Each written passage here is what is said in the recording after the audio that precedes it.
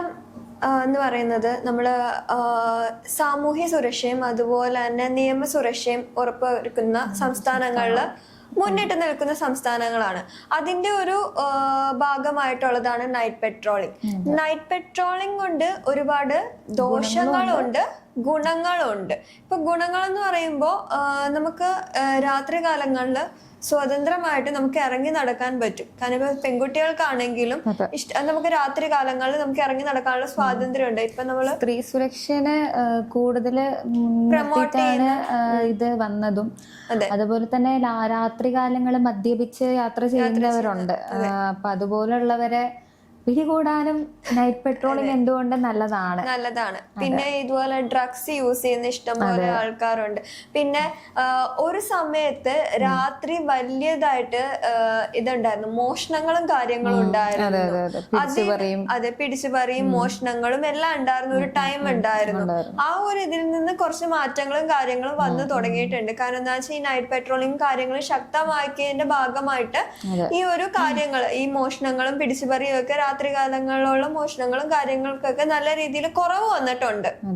അങ്ങനെ ഒരു കാര്യങ്ങളൊക്കെ വന്നിട്ടുണ്ട്. അതേപോലെ ഇതിന് ദോഷവശങ്ങളെന്ന് പറയാം, സദാചാരം ഇതിന്റെ ഇടയിൽ കൂടെ നടക്കുന്നുണ്ട്. അതെ, ഈ ഇടയ്ക്ക് എറണാകുളത്ത് മറൈൻ ഡ്രൈവില് നൈറ്റ് ലൈഫ് നിർത്തലാക്കുന്ന രീതിയിൽ 10 മണിക്ക് ശേഷം ആരും ചെന്നിരിക്കരുത് എന്നുള്ളൊരു കാര്യം ഞാൻ അതുവഴി പോകുമ്പോഴേ കണ്ടിട്ടുണ്ട്.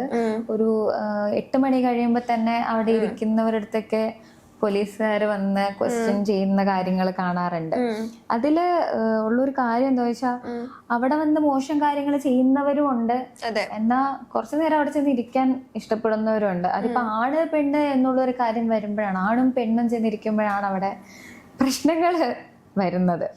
കമിതാക്കൾ ചെന്ന് ഇരിക്കലുണ്ട്, എന്നിരുന്നാലും ഫ്രണ്ട്സ് ആയിട്ട് പോകുന്നവരിപ്പം എനിക്ക് ഒരുപാട് ആൺ സുഹൃത്തുക്കളുണ്ട്, നമ്മള് അവിടെ ചെന്ന് ഇരിക്കാറുണ്ട്. അപ്പോ തെറ്റായ രീതിയിലുള്ള നോട്ടങ്ങളും കാര്യങ്ങളും പോലീസിന്റെ വശത്ത് നിന്ന് തന്നെ ഉണ്ടാവാറുണ്ട്, ചോദ്യം ചെയ്യലുകളും. അപ്പൊ അത് നമുക്ക് ബുദ്ധിമുട്ടുണ്ടാക്കാം.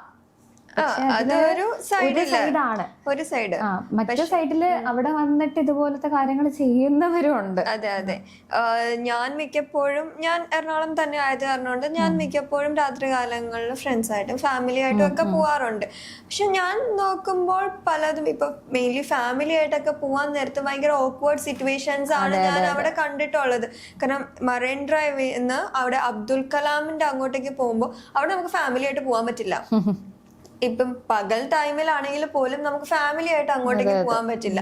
അവിടെ ഓരോ കാടുകളുടെയും അല്ലെങ്കിൽ ഓരോ ഹിഡൻ ആയിട്ടുള്ള പ്ലേസിന്റെ ഇടയിലും ഒരു കപ്പിൾ എന്തായാലും ഉണ്ടാവും. ഒരു മറ്റേ അബ്ദുൽ കലാമിന്റെ ആ ഒരു പാർക്ക് അങ്ങോട്ട് പോകുമ്പോ ഭയങ്കര ഇരുട്ടാണ് പറവിലാണ് അവർ ഇരിക്കുന്നത്. അതെ. അങ്ങനെ സംസാരിക്കാനാണെങ്കിൽ പബ്ലിക് ആയിട്ടിരുന്ന് സംസാരിച്ചൂടെ? ഇത് ഓരോ മരത്തിന്റെയും ഓരോ കാടുകൾ, അതായത് അങ്ങോട്ടേക്ക് പോവാൻ നേരത്ത് കുറച്ച് കാട് പോലത്തെ, അതായത് കണ്ടൽക്കാട് പോലത്തെ കാര്യങ്ങളുണ്ട്, കുറച്ച് മരങ്ങളും കാര്യങ്ങളും ഒക്കെ ആയിട്ടുള്ള കാര്യങ്ങളുണ്ട്.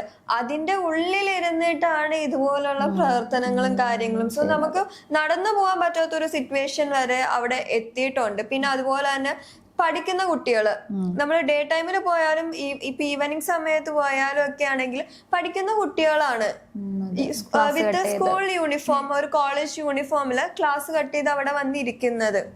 അതും ഒരു കണക്കിന് ഈ ഒരു പെട്രോളിങ്ങും കാര്യങ്ങളും പോലീസുകാരുടെ ഇടപെടൽ കൊണ്ട് കുറെയൊക്കെ നല്ലത് സംഭവിക്കുന്നുണ്ട്. അവിടെ ക്ലാസ് കട്ട് ചെയ്ത് കുട്ടികള് ഫ്രണ്ട്സ് ആയിട്ട് പോകുന്നതിന് നമുക്ക് അങ്ങനെ കുറ്റം പറയാൻ പറ്റില്ല.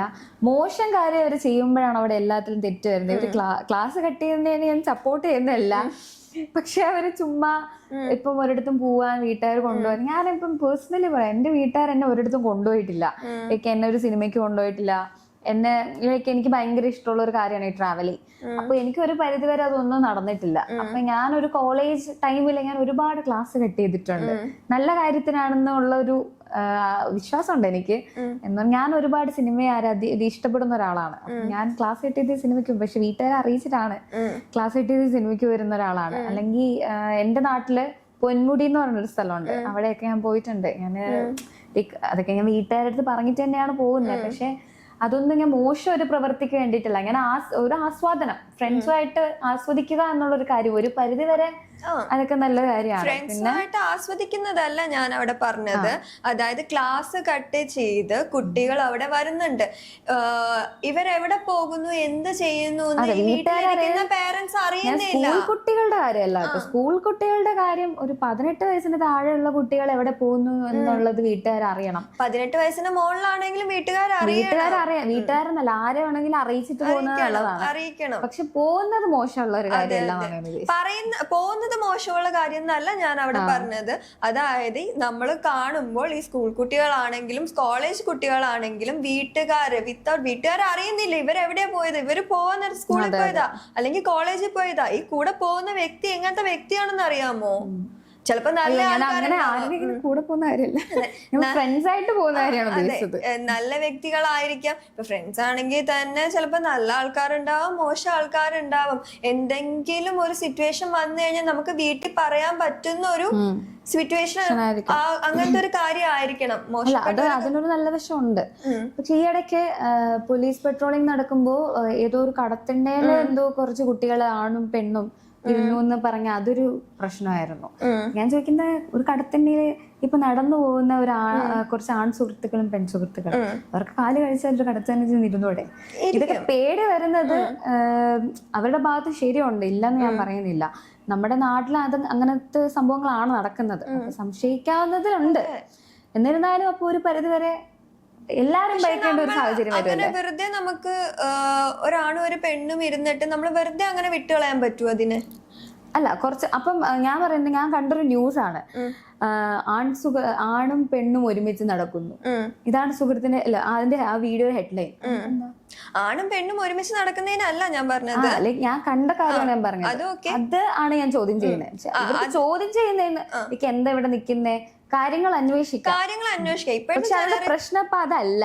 അല്ല, ഞാൻ പറയട്ടെ, അപ്പൊ ഇപ്പോഴത്തെ ജനറേഷനിൽ ഞാൻ കണ്ടുവന്നിരിക്കുന്ന ഒരു കാര്യം എന്ന് പറഞ്ഞു കഴിഞ്ഞാൽ, ഇപ്പൊ നമുക്ക് സോഷ്യൽ മീഡിയാസ് ഇഷ്ടം പോലെ തന്നെ അവൈലബിൾ ആയത് കാരണം കൊണ്ട് എന്തെങ്കിലും ഒരു ചെറിയ കാര്യം മതി. മേ ബി അവിടെ എന്താ നടന്നേക്കുന്നതെന്ന് നമുക്ക് അറിയില്ല. ചിലപ്പോ ഈ പോലീസ് ഉദ്യോഗസ്ഥർ ചിലപ്പോൾ ചോദിച്ചിട്ടുണ്ടാവും, നിങ്ങൾ എന്താണ് ഇവിടെ ഇരിക്കുന്നത്? ഒരാണും പെണ്ണും ആണെങ്കിലും പെണ്ണും ആണെങ്കിലും ആണും ആണെങ്കിലും എവിടെ ഇരുന്നാലും അസമയത്ത് എവിടെയെങ്കിലും ഇരുന്ന് കഴിഞ്ഞാൽ ഒരു കടത്തിന്റെ ആണെങ്കിലും എവിടെ ഇരുന്നാലും ചോദ്യം ചെയ്യാനുള്ള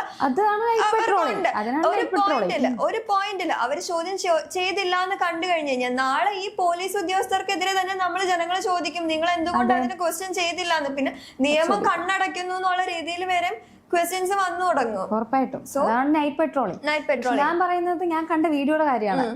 അവിടെ പോയിന്റ് ചെയ്യുന്നത് നിങ്ങൾ നിങ്ങളുടെ മക്കളെ സൂക്ഷിക്കുക. നിങ്ങളുടെ മക്കൾ ആണുങ്ങളുടെ കൂടെയാണ് കറക്കുന്നത്. ആണുങ്ങൾക്ക് എന്താ വൈറസ് വല്ലതും ഉണ്ടോ? ആണുങ്ങളുടെ കറങ്ങിക്കൂടെ? അതാണ് എന്റെ ചോദ്യം.